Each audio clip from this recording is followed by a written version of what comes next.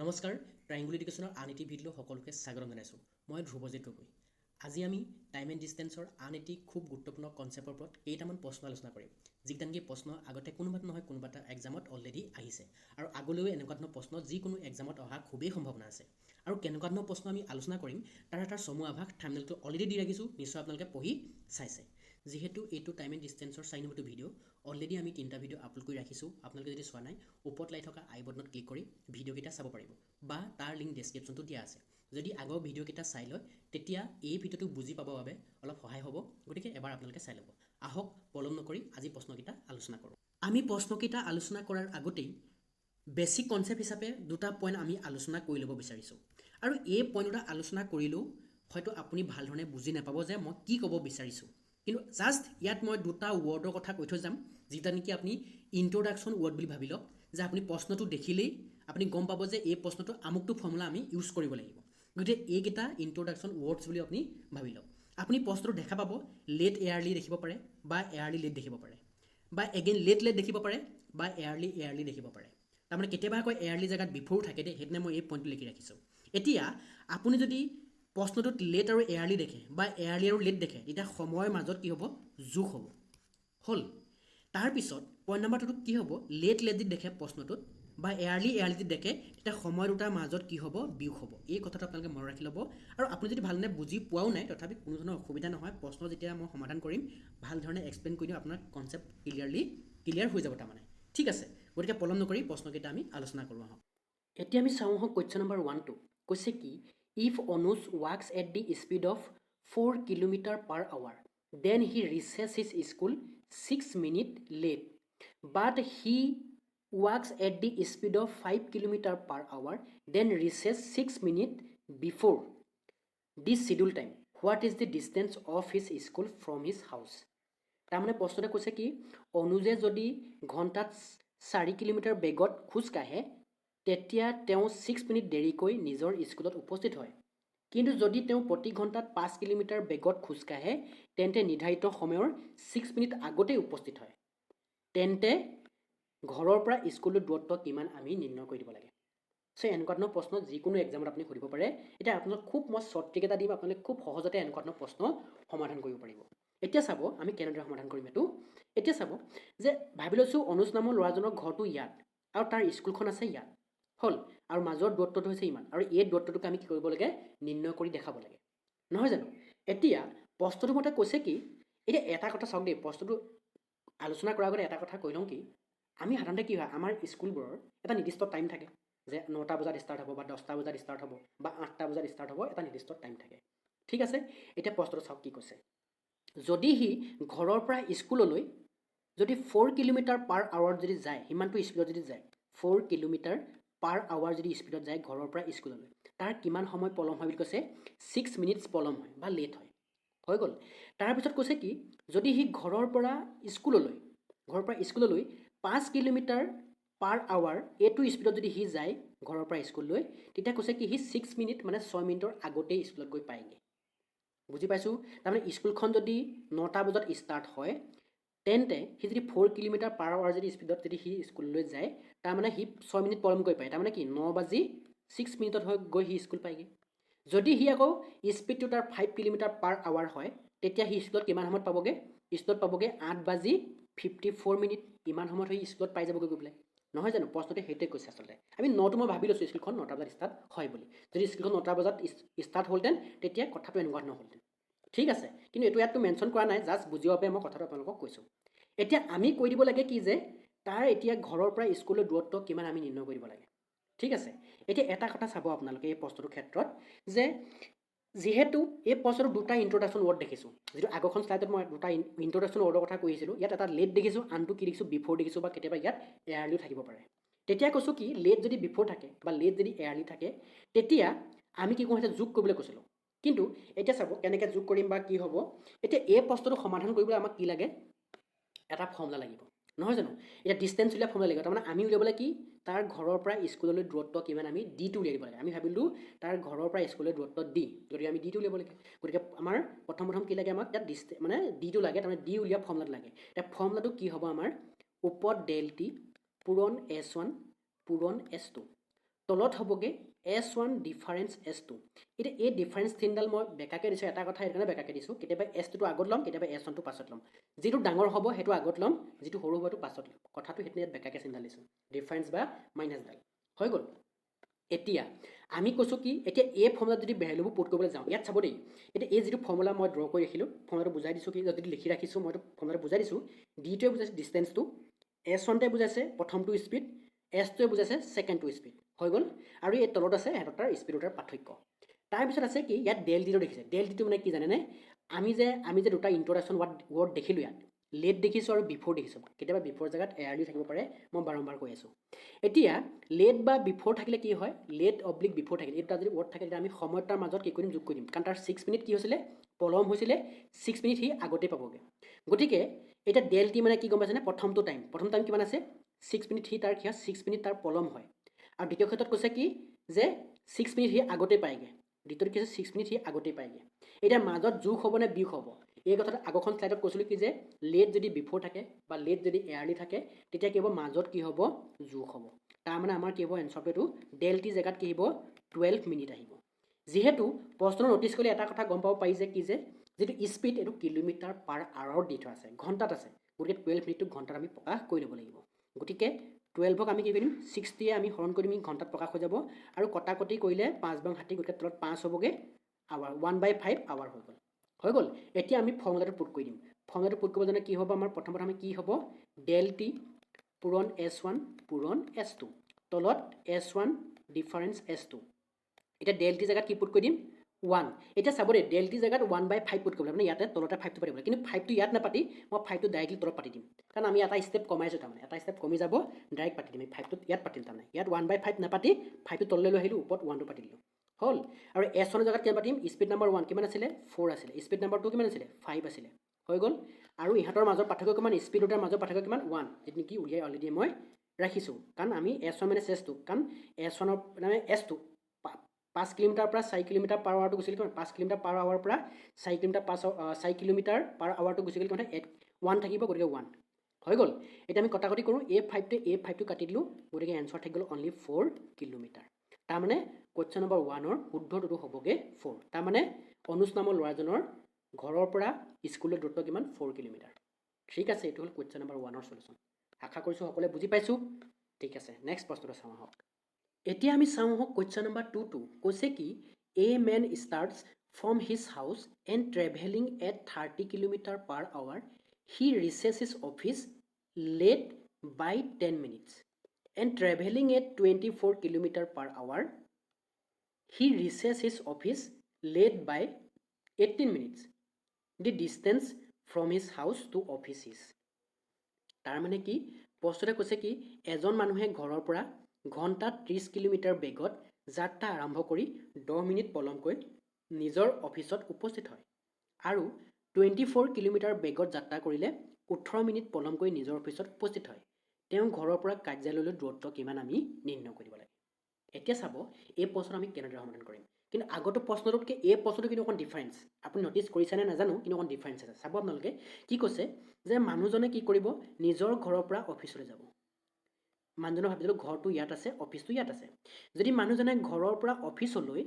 কিমানটো স্পীডত যদি যায় কিমানটো স্পীড কথা আছে 30 কিলোমিটাৰ পাৰ আৱাৰ যদি মানুহজন যায় তেতিয়া মানুহজনৰ কিমান লেট হয় বুলি কৈছে 10 মিনিট লেট হয় বুলি কৈছে এগেইন যদি মানুহজনে ঘৰৰ পৰা অফিচলৈ 24 কিলোমিটাৰ পাৰ আৱাৰ যদি স্পীডত যায় তেতিয়া মানুহজনৰ কিমান লেট হয় বুলি কৈছে 18 মিনিট লেট হয় অফিচ পাওঁতে তেন্তে ঘৰৰ পৰা অফিচলৈ দূৰত্ব কিমান আমি নিৰ্ণয় কৰিব লাগে এতিয়া ইয়াত আমাক ডিষ্টেঞ্চৰ যিটো ফৰ্মুলা ডিষ্টেঞ্চ উলিওৱা যিটো ফৰ্মুলা আমি আগতো প্ৰশ্নত শিকি আহিছোঁ ফৰ্মুলাটো মতে প্ৰথম আমাক কি লাগিব ডেল টি লাগিব নহয়নে এতিয়া ডেল টিটো কি হ'ব আমি সময় দুটা কিমান সময় লেট কিমান হয় 10 মিনিট লেট কিমান হয় 18 মিনিট এতিয়া এই প্ৰশ্নটোত যোৱা প্ৰশ্নতকৈ এই প্ৰশ্নটোৰ পাৰ্থক্যটো ক'ত দুইটা ক্ষেত্ৰত লেট আছে লেট থাকিলে মই কৈছোঁ কি লেট যদি থাকে বা এয়াৰলি বা বিফ'ৰ যদি থাকে তেতিয়া সময় দুটাৰ মাজৰ কি হৈছে পাৰ্থক্যহে উলিয়াব লাগিব ডিফাৰেঞ্চহে উলিয়াব লাগিব বা বিয়োগফলহে উলিয়াব লাগিব এতিয়া 18টো ডাঙৰ নহয় জানো 18টো ডাঙৰ 10টো সৰু কাৰণ 18 মিনিট লেট হয় 10 মিনিট লেট হয় গতিকে 18টো আগত পাতক 10টো পাছত পাতক গতিকে কি হ'ব 8 মিনিট ডেল টি মানে 8 মিনিট আৰু ইয়াক যদি আমি ঘণ্টাত প্ৰকাশ কৰোঁ, যদি ঘণ্টাত প্ৰকাশ কৰিব লাগিব স্পীডটো কিলোমিটাৰ পাৰ আৱাৰত আছে, ঘণ্টাত আছে, গতিকে এইটো 60য়ে হৰণ কৰি দিম, ঘণ্টাত প্ৰকাশ হৈ যাব। আমি যদি কটাকটি কৰোঁ ইয়াৰ কিমান আহিবগৈ, 4য়ে কাটিলে ওপৰত থাকিব 2, এইটো 4 কাটিলে 4 পোন্ধৰ 60, গতিকে 2/15 হৈ গ'ল। তাৰপৰা লাগে আমাক S1, S1ৰ ভেলুটো 30 কিলোমিটাৰ দি থোৱা আছে, 30 কিলোমিটাৰ পাৰ আৱাৰ দি থোৱা আছে, আৰু S2 লাগে আমাক দি থোৱা আছে 24 কিলোমিটাৰ পাৰ আৱাৰ দি থোৱা আছে, হৈ গ'ল। তাৰপিছত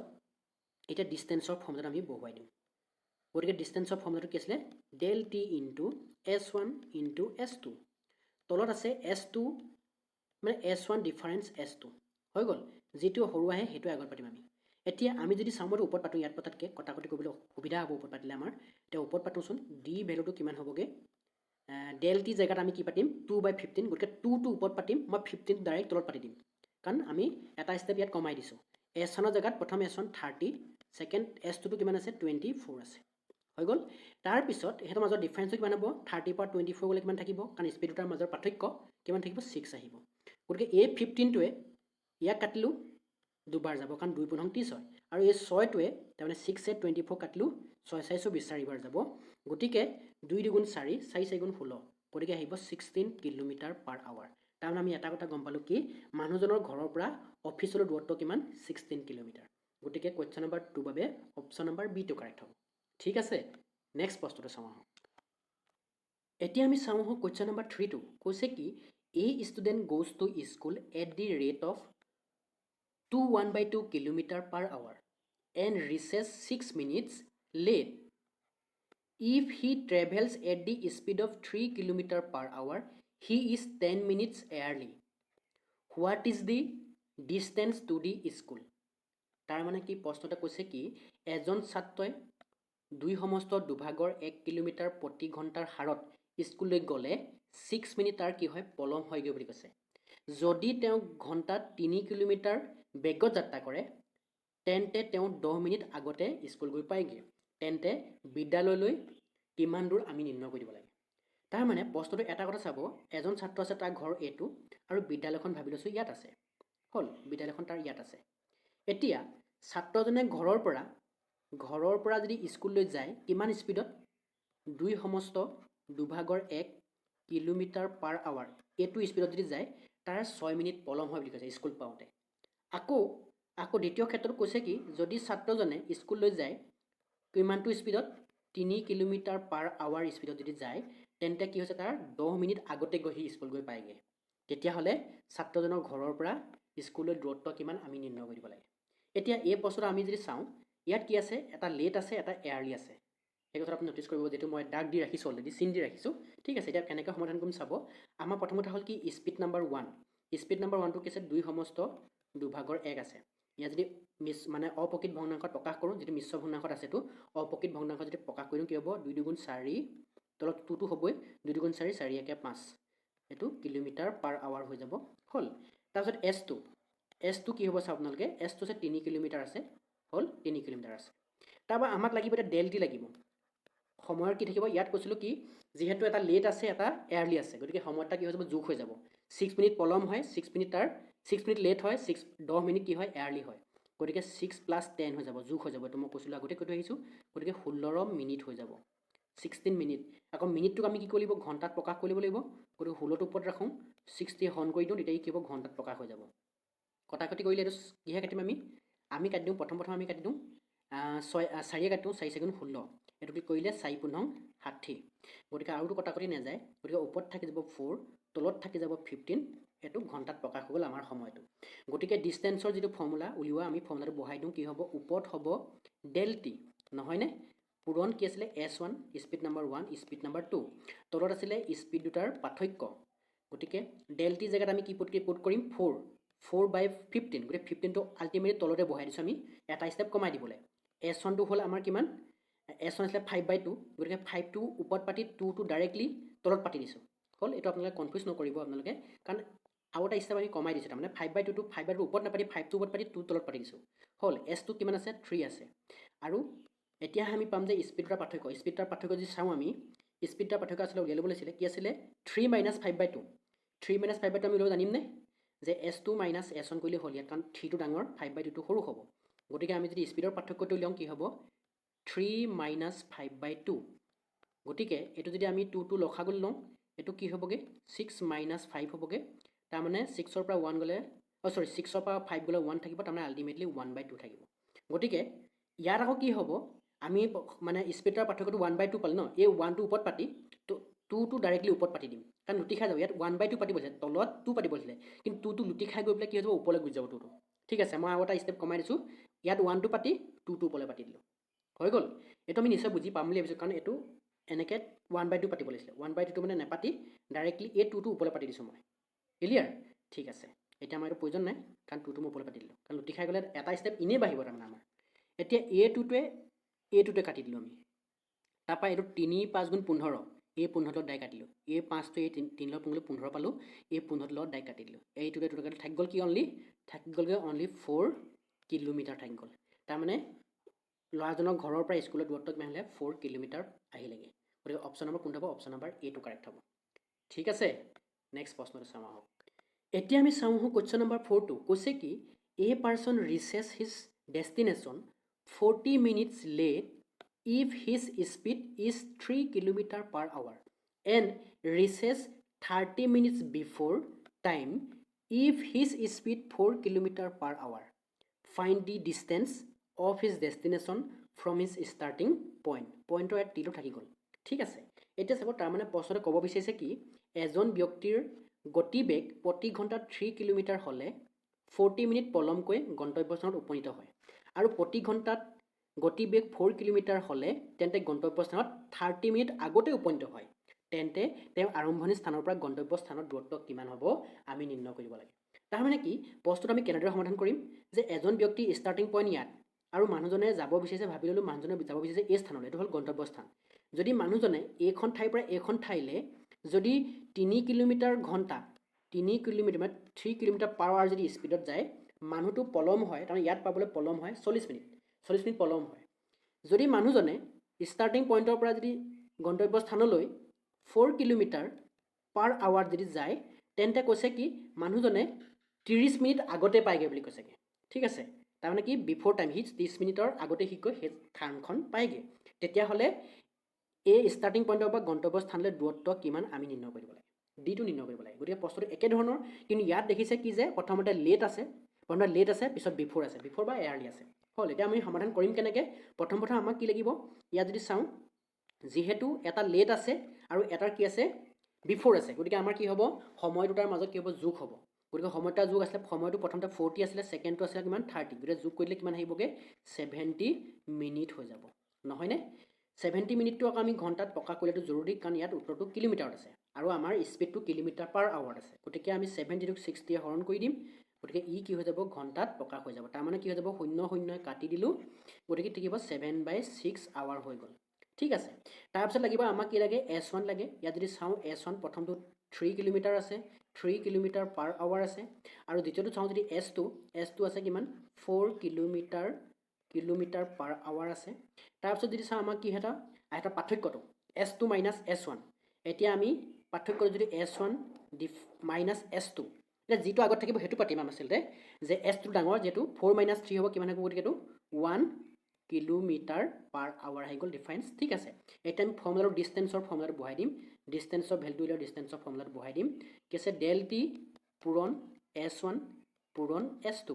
তাৰপিছত আমাৰ কি আহে তলত S1 ডিফাৰেঞ্চ S2 গতিকে ভেলুবোৰ পুট কৰি দিওঁচোন কি আহে চাওঁ ডেল টি জেগাত আমি কি পুট কৰিব পাৰিম 7/6 গতিকে 7টো ওপৰত পাতক 6টো ডাইৰেক্টলি তলত পাতক হ'ল তাৰপৰা S1ৰ জেগাত কিমান 3 S2 জেগাত কিমান 4 তাৰপিছত আপোনাৰ এতিয়া পাৰ্থক্য কিমান স্পীড দুটাৰ পাৰ্থক্য কিমান 1 গতিকে 1 পাতক গতিকে আমি যদি চাওঁ ইয়াক 3-এ 6 কাটিম দুবাৰ এই 2টোৱে 4 কাটিম দুবাৰ ছেকেণ্ড দুবাৰ থাকিলে ওপৰত থাকিলে কিমান থাকিবগৈ 7 থাকি গ'ল আৰু 2 থাকিল তাৰমানে 14 থাকিলে অনলি 14 হ'ল 14 কিলোমিটাৰ তাৰমানে ষ্টাৰ্টিং পইণ্টৰ পৰা যিটো আমাৰ ডেষ্টিনেশ্যন পইণ্ট বা আমাৰ গন্তব্যস্থান দূৰত্ব কিমান হ'ব 14 কিলোমিটাৰ হ'বগৈ ঠিক আছে গতিকে এইটো কুৱেশ্যন নম্বৰ 4ৰ এনচাৰ নেক্সট প্ৰশ্নটো চাওঁ আহক এতিয়া আমি চাওঁ আহোঁ কুৱেশ্যন নম্বৰ 5টো কুৱেশ্যন নম্বৰ 5টো বাকী কেইটাতকৈ অকণমান কিন্তু পাৰ্থক্য আছে আপুনি পঢ়ি চালে নিশ্চয় বুজি পাব কৈছে কি এ মেন ৱাকিং with a speed of 5 km/h reaches his target 5 minutes late বুলি কৈছে হ'ল if he walks at the speed of 6 km/h he reaches on time. ঠিক আছে, find the distance of his target from his house. তাৰমানে কৈছে কি, ঘণ্টাত 5 kilometre বেগেৰে খোজকাঢ়ি যোৱা এজন ব্যক্তিয়ে 5 মিনিট দেৰিকৈ নিজৰ লক্ষ্যস্থানত উপনীত হয়। যদি ঘণ্টাত 6 কিলোমিটাৰ বেগত খোজকাঢ়ে তেন্তে সময়মতে লক্ষ্যস্থান পায়গৈ। তেন্তে তেওঁ ঘৰৰ পৰা তেওঁ লক্ষ্যস্থানৰ দূৰত্ব কিমান আমি নিৰ্ণয় কৰি দিব লাগে। এতিয়া চাওক এই প্ৰশ্ন আমি কেনেদৰে সমাধান কৰিম। এতিয়া প্ৰশ্নৰ মতে কৈছে কি, এজন মানুহ, এজন হ'ল তাৰ ঘৰটো আৰু তাৰ যিটো আমাৰ লক্ষ্যস্থান এইটো। যদি লক্ষ্যস্থানলৈ মানুহজনে ঘৰৰ পৰা যদি লক্ষ্যস্থানলৈ যদি কিমান স্পীডত 5 কিলোমিটাৰ পাৰ আৱাৰ, ঘণ্টাত 5 কিলোমিটাৰ গতিবেগত যদি সি যায়, তেতিয়া তাৰ কিমান লেট হয় বুলি কৈছে, 5 মিনিটছ তাৰ লেট হয়। যদি আকৌ তাৰ ঘৰৰ পৰা যদি তাৰ লক্ষ্যস্থানলৈ যাওঁতে যদি তাৰ স্পীডটো 6 কিলোমিটাৰ পাৰ আৱাৰ হয়, তেতিয়া সি কৈছে জোখৰ সময়ত পায়গৈ, তাৰমানে অন টাইম গৈ সি তাত প্ৰেজেণ্ট হৈ যায়। তেন্তে তাৰ ঘৰৰ পৰা ডেষ্টিনেশ্যন পইণ্টটো, তাৰ যিটো লক্ষ্যস্থানলৈ দূৰত্ব কিমান আমি নিৰ্ণয় কৰিব লাগে। এতিয়া চাব, ইয়াৰ ক্ষেত্ৰতো লেট এবাৰেই হৈছে, দ্বিতীয়বাৰটো অন টাইমত পাই বুলি কৈছে, গতিকে ইয়াৰ সমাধানটো আমি কেনেদৰে কৰিম। এতিয়া হ'ল কি, ইয়াৰ ক্ষেত্ৰত টাইমটো আমি এটা টাইম বুলি ভাবি লৈছোঁ, টাইমটো কাৰণ 5 মিনিট, কিমান মিনিট লেট হয়, তাৰ 5 মিনিট লেট হয়। হ'ল, তাৰ 5 মিনিট লেট হয় বুলি কৈছে। গতিকে মিনিটটো আমি ঘণ্টাত প্ৰকাশ কৰি ল'ব লাগিব, কাৰণ যিহেতু আমাৰ স্পীডটো কিলোমিটাৰ পাৰ আৱাৰত আছে, ঘণ্টাত আছে। গতিকে এইটো কি হ'ব, 5/60 হৈ যাব, ঘণ্টাত প্ৰকাশ হৈ গ'ল। গতিকে কটাকটি কৰিলে হ'বগৈ 1/12 হ'ব, 5 বাং 60 নহয় জানো, গতিকে 1/12 আহিলে। হ'ল, তাৰপিছত চাব ইয়াত S1টো কিমান আছে, প্ৰথমটো স্পীড কিমান আছে, 5 কিলোমিটাৰ পাৰ আৱাৰ দি থোৱা আছে। দ্বিতীয়টো কিমান দি থোৱা আছে, S2 কিমান আছে, 6 কিলোমিটাৰ পাৰ আৱাৰ দি থোৱা আছে। হ'ল, গতিকে ইহঁতৰ মাজৰ যিটো পাৰ্থক্য, S2 ডিফাৰেঞ্চ S1, যিটো ডাঙৰ সেইটো আগত পাতি দিছোঁ, S2টো আগত পাতি দিছোঁ, যিটো ডাঙৰ সেইটো আগত পাতিব, 6 - 5 কৰিলে কিমান হ'ব, 1 কিলোমিটাৰ পাৰ আৱাৰ আহি গ'ল। হৈ গ'ল, এতিয়া আমি ডিষ্টেঞ্চটো উলিয়াব লাগে, মানে তাৰ ঘৰৰ পৰা তাৰ গন্তব্যস্থান যিটো আছিলে, যিটো তাৰ লক্ষ্যস্থান আছিলে, দূৰত্ব কিমান আমি নিৰ্ণয় কৰিব লাগে। গতিকে ইয়াত ডেল্টি জেগাত আপোনালোকে টিয়ে পাতিব, কোনো ধৰণৰ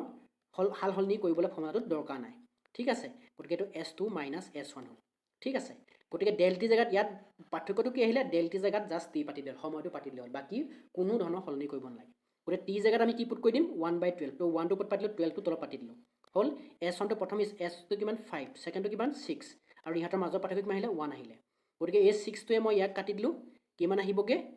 দুবাৰ যাব। তাৰমানে এনচাৰটো আমাৰ আহিব কিমান, আচলতে এইটো ভগ্নাংশত আহিব 5/5টো ওপৰত আছে নহয় জানো, আৰু তলত আছে 2, গতিকে 5ক যদি 2ৱে হৰণ কৰি দিওঁ, 2.5 কি হৈ যাবগৈ, কিলোমিটাৰ হৈ যাব। গতিকে কুৱেশ্যন নম্বৰ 5ৰ কাৰণে অপশ্যন কোনটো হ'ব, অপশ্যন নম্বৰ বিটো কাৰেক্ট হ'ব। ঠিক আছে, এইটো হ'ল কুৱেশ্যন নম্বৰ 5ৰ সমাধান। চ' আজিলৈ আমি এইটো ভিডিঅ'ত এইকেইটা প্ৰশ্ন আলোচনা কৰিলোঁ। এনেকুৱা ধৰণৰ প্ৰশ্ন যিকোনো এক্সামত অহা খুবেই সম্ভাৱনা আছে। গতিকে আপোনালোকে ভিডিঅ'টো চাই কেনেকুৱা পালে, বা প্ৰশ্নকেইটা বুজি পোৱা যদি কিবা অসুবিধা হৈছে, কমেণ্ট কৰি জনাব। যদি ভিডিঅ'টো চাই ভাল পাইছে, লাইক কৰি দিব। প্ৰথমবাৰে যদি চেনেল চাইছে, ছাবস্ক্ৰাইব কৰিব নাপাহৰিব। ধন্যবাদ।